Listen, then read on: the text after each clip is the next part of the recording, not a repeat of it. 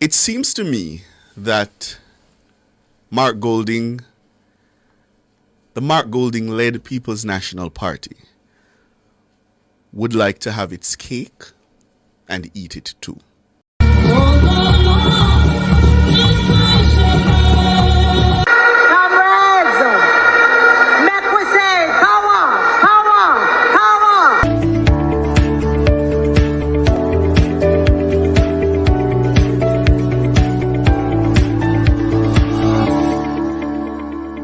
Hello, JPU family. Welcome to another episode of Jamaica Politics Uncovered. Well, guys, I received this audio today, and after listening to it, I wanted to share it with you.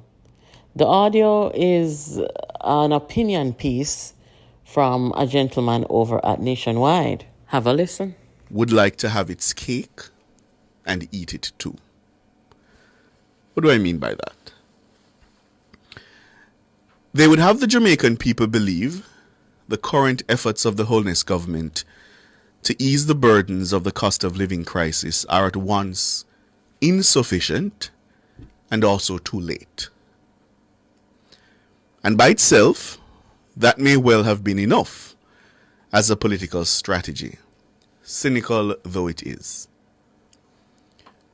The difficulty arises when one recognizes the very people who are telling the Jamaican people that the efforts of the Holness government are insufficient and too late are also the same people who have so far taken what appears to me to be a perpetual vow of silence on what exactly they would do differently or better than the current government. So yes, they would like to have the cake and they would like to eat it too. Now, it is true, of course, that the PNP president and the opposition leader did lay out broad outlines of a plan at his party's most recent conference. I do not take that from him. But the scale and the complexity of the cost of living crisis Jamaicans now face does not lend itself to being solved by broad sketches and sound bites, catchy though they may be. The crisis requires concrete steps that are grounded in sound fiscal policy.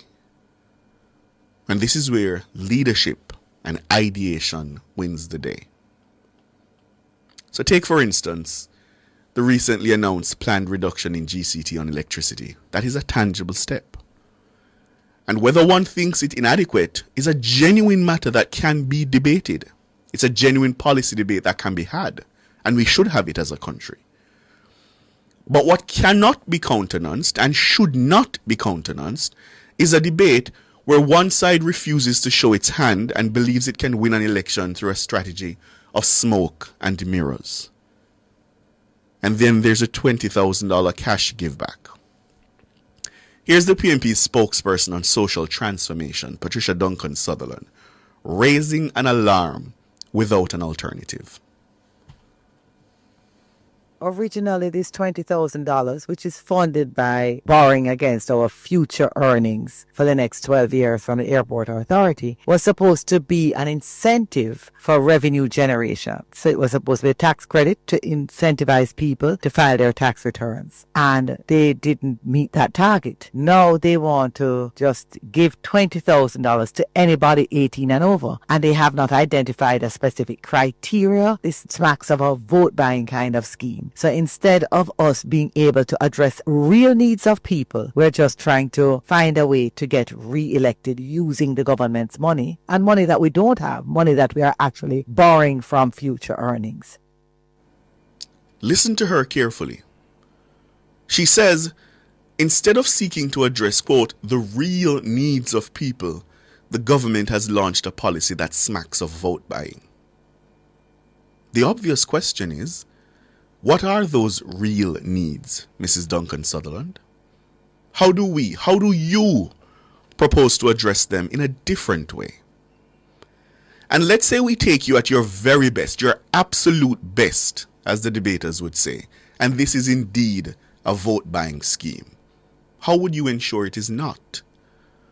Because it cannot be that you will say the government should publish a criteria that was already made manifestly clear that such a criteria would come from the Ministry of Labour and Social Security. So what would you do differently? Listeners, I fear the cold truth is that the PNP knows that this policy initiative has proven popular. You just take a cursory scroll on any social media platform and you will see, especially the young PAYE workers celebrating the cash give back. The PNP knows it has proven popular, and in a perverse and cynical way, they are seeking to discredit it for their own narrow political ends. That is not a strategy that suggests they are interested in solutions. It seems to me they are interested in exploiting grievance to win an election without ever having to account for how they would offer better solutions. The Jamaican people must reject this. My granny would have said, we can't buy puss in a bag.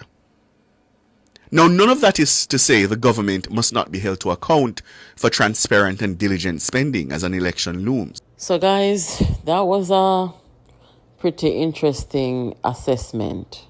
We're talking about the upcoming general election.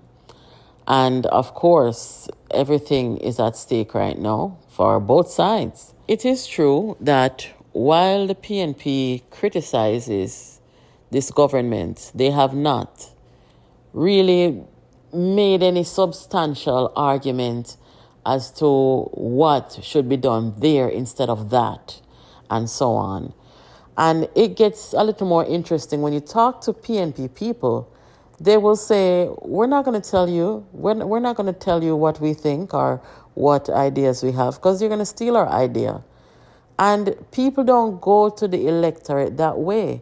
People who want to form a government, they're going to tell the people, they're speaking to the Jamaican people, and they're going to tell the people that this is what we bring to the table. But you know what? They may have said some things most people don't hear because they don't listen. So it is equally important, the messenger that is carrying the message. This constant habit that they have developed of opposing things that are good for the Jamaican people. You know, I remember when Dr. Phillips was there, the Rise United movement, Bunting and Golding and Dayton Campbell, Ian Hales, they would sit down in their WhatsApp groups and they would criticize Dr. Phillips harshly when he would say to the government about the state of emergencies, I am not going to oppose it, but I am saying this is the way. There is another way that you can do this. But he would not stand in the way of those SOEs because he does not want anybody to say that he did not want the government to fix crime and he obstructed something so important as that, which needs consensus. It's the same thing with the NWC debt issue where, you know, they would wipe off your debt if you fall within a certain category financially, and, you know, the $20,000 cash back. Those are good things. I have not heard one Jamaican say them no want it. Not one. But these guys are political novices. They do not understand the thing. Them don't know the assignment. And they think the two strategies is just to undermine every single thing that the government does, and the Jamaican people will be watching to see what they do.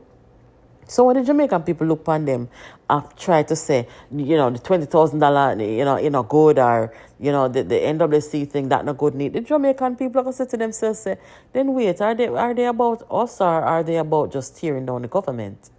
That's not how politics works. It's not. In politics, you must understand consensus and the importance of it. You must know when to stand up and oppose and when to not stand up and oppose.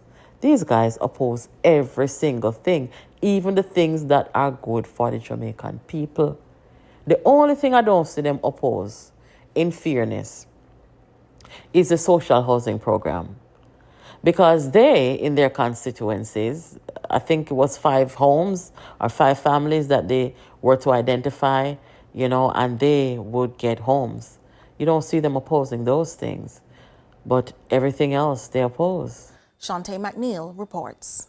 Great things are happening in Greater Portmore as the Ministry of Health breaks ground and signs on a major upgrade to its health center. The $660 million transformation will elevate the facility from a Type 3 to a Type 5 comprehensive health center, thanks to funding from the European Union's US $11 million Health System Strengthening Program, HSSP. The expanded facility will feature several services like laboratory services, isolation rooms, procedure, treatment and examination rooms, and diagnostic services such as X-ray and dental imaging equipment.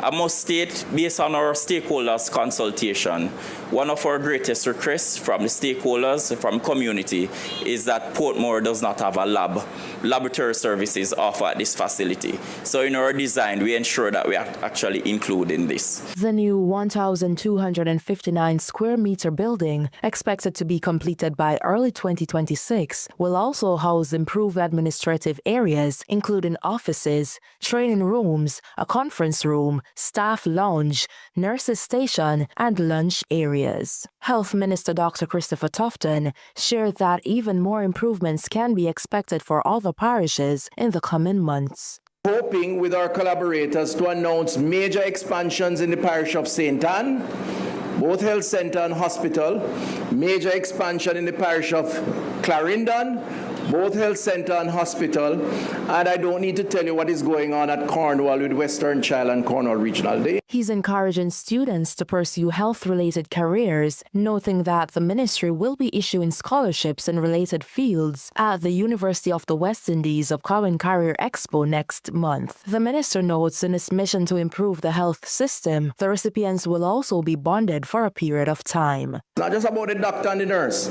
It's about the biotech engineer. It's about the pharmacist. It's about a number of skill sets that are critical to making the system work. And we're going to be putting those on display. We're going to bring in the sixth formers. We're going to invite the public to come, see what is on display, and to the extent that they qualify or can become qualified to train in these areas, we will support them where they qualify with scholarships. That means they are bonded back into the system, by the way. This is the final in a series of 3 groundbreaking ceremonies in St. Catherine in the past 2 months. Together with a 6-story facility under construction at Spanish Town Hospital, the upgrades at St. Jago Park and Old Harbour's health centers push the investments in St. Catherine to $10 billion under the HSSP. Shante McNeil, CVM News. Anyway, guys, keep it locked here. Make sure you subscribe. Thank you for watching, and I'll catch you in the next video.